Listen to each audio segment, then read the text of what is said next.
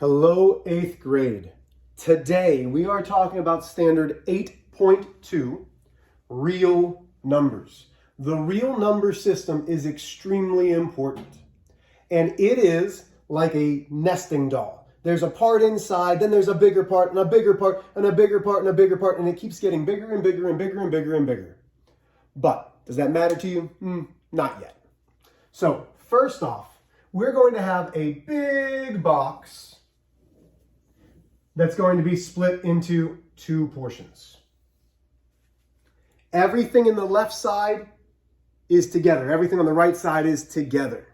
Well, we're going to start with a tiny little bubble inside. And we are going to call these natural numbers.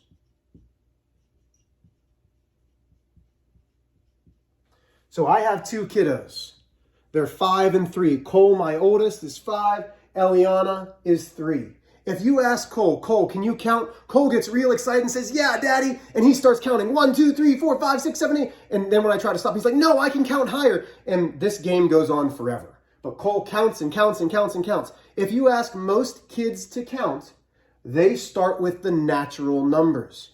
Natural numbers start with 1, go to 2, 3, 4, and they keep on going up. Another name for natural numbers are called counting numbers, okay? Natural numbers is the true mathematical definition, vocabulary term for it.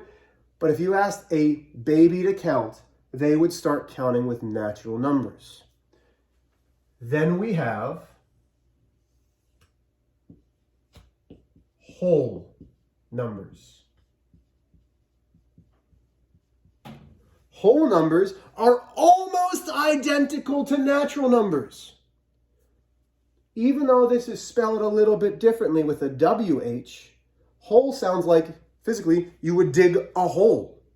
The only number missing from natural numbers to whole numbers is the number 0. So whole numbers are 0, 1, 2, 3, 4, and so on and so forth. Now this is where it gets confusing. A whole number is 2. So if I said describe 2, you would say it's a whole number. But you would also say it's a natural number. If I said describe 0, you would say it's a whole number. But it's not a natural number because natural numbers don't have 0. Okay, moving on to the next one. We then have integers. Integers are whole numbers and their opposites. So we could have -4.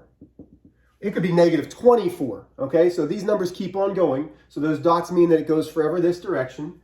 -3, -2, -1, 0, 1, 2, 3, 4, ...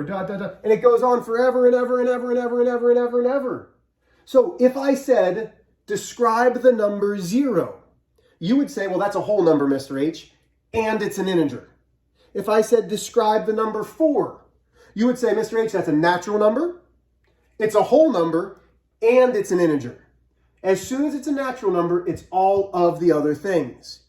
Integers are sometimes whole and natural, but natural are always whole and integers.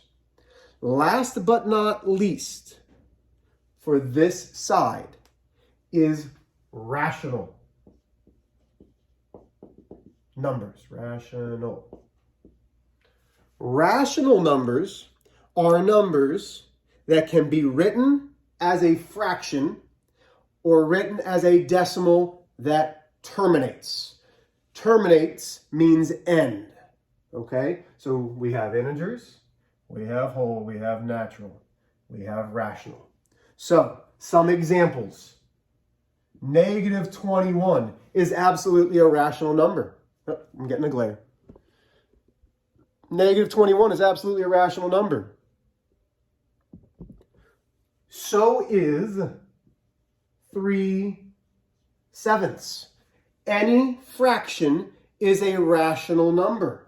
Well, Mr. H, what about 3 and 24 hundredths? Yes, because the decimal ends.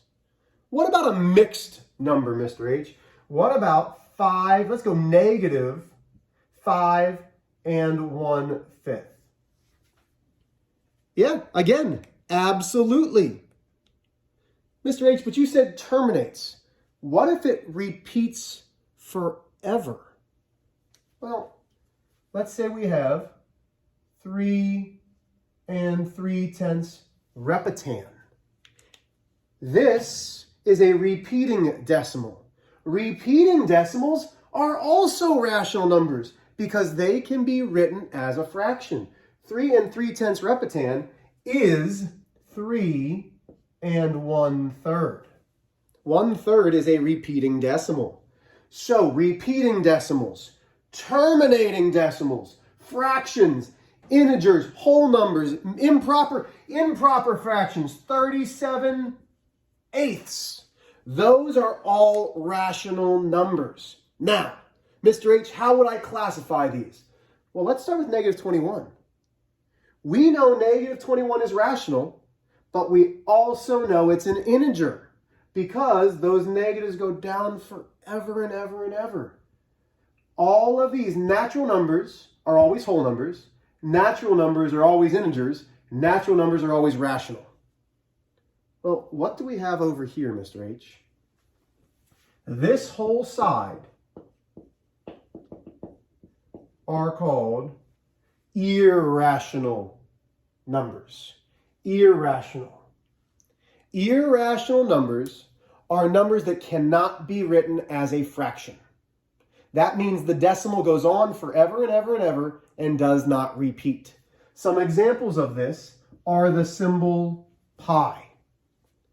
Most of us know pi as 3 and 14/100ths, but pi is 3.14, and I'm going to keep looking, 15, notice how it's not repeating, 926, is that right?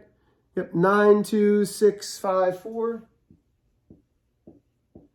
And it keeps going and going and going.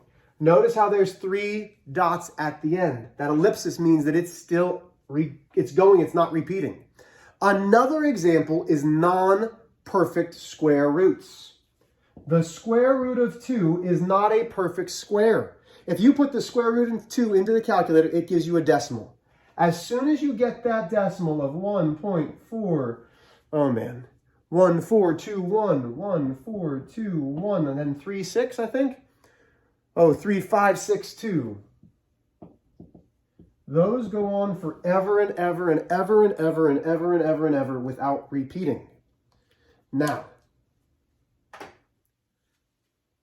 will an irrational number ever be any of these? The answer is no. Irrational numbers will never be rational. Irrational will never be natural. Why? Because a natural number is rational. Rational and irrational are completely different. Rational means can be written as a fraction, decimal that terminates, decimal that repeats forever. These are decimals that never repeat and do not terminate. If you have any questions, ask your tailored time teacher.